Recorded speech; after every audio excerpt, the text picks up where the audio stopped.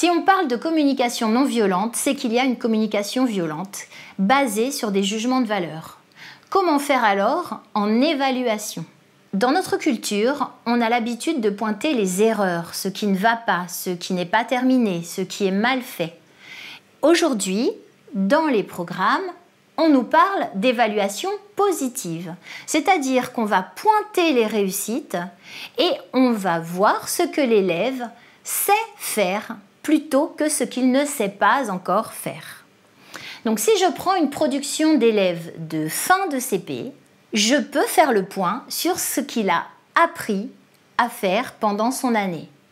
Déjà, vous remarquez, il y a un titre. Le titre est dans la marge. Vous remarquez ensuite qu'il commence son texte par « Il était une fois ».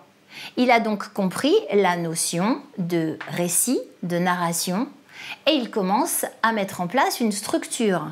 D'autant qu'on remarque qu'il y a bien un début, un milieu et une fin. On peut remarquer aussi qu'il y a une concordance des temps. Cet élève de CP a utilisé l'imparfait et le passé simple.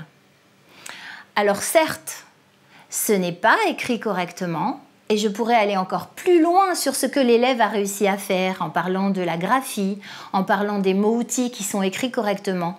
Et tout ce que je vais remarquer va être une liste d'indicateurs de réussite.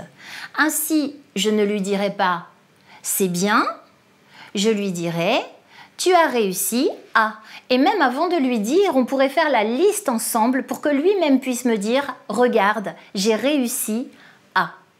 Et même si dans son texte il y a des erreurs, eh bien pour l'instant, elles passent en arrière-plan et ce sont ces erreurs qui me permettront de fixer de nouveaux objectifs à atteindre pour cet élève.